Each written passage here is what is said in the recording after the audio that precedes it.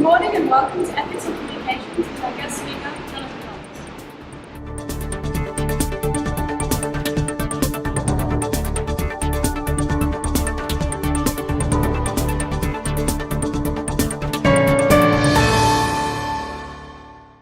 Good morning, I'm student journalist Sarah Maynard, here with award-winning journalist Mr. Jonathan Holmes. His accolades include a Logie Award, Silver Award for sustained excellence over a quarter of a century, and achieving 4-time Walkley Award finalist result. Welcome, Jonathan. It's a pleasure to meet you, and thank you for your time. You're welcome.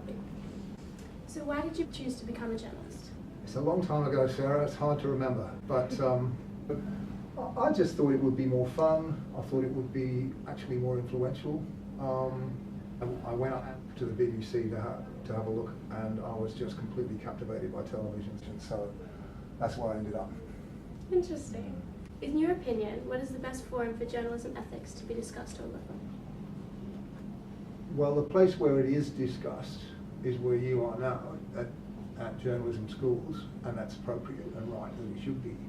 The truth of the matter is you'll find as soon as you get a job that in most, especially if you get a job in a mainstream journalist, like the newspaper or even the ABC, people don't discuss ethics very much at all.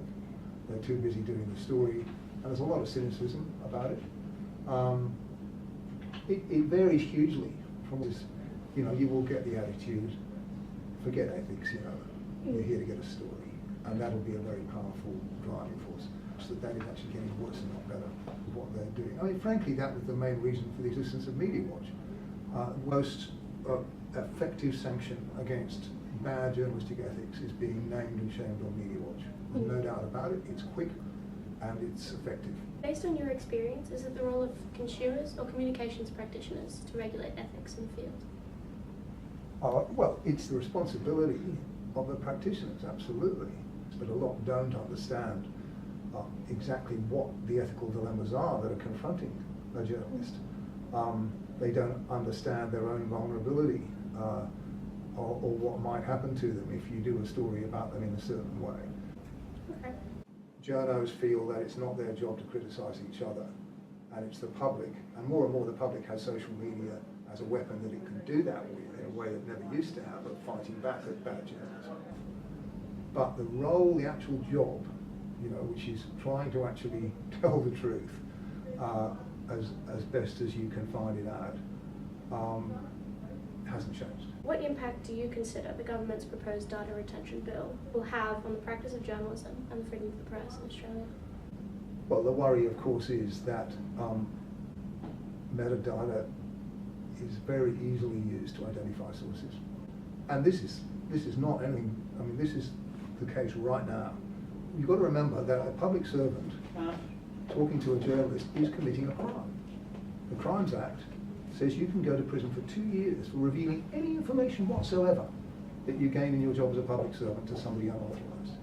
And unless just are extraordinarily careful, a lot of them aren't. Ross Coulthard said recently that if somebody rings him on his mobile and says, I've got a great story for you, but please don't, say who I am, he has to say it's too late. You've called me. You just called me. Your metadata's there. Yeah. If you want to tell this story, you can't tell it to me anymore. And you think that that's in the public interest? Well, what is not in the public interest is for journalist sources to be so easily discoverable, because it dries up the whistleblowers. Nobody in their right minds is going to trust a journalist, because you're not trusting them anymore. It's not just will they blab as to who their sources are. It's how good is their cybersecurity. Do they actually understand that they can't call me or send me one email? You have to be incredibly careful.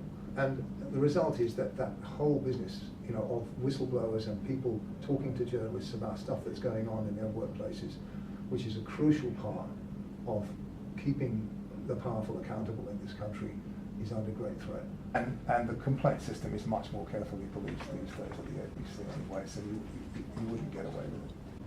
Fair enough. But thank you so much for your time. All right, you're welcome. It's been a pleasure. You're welcome.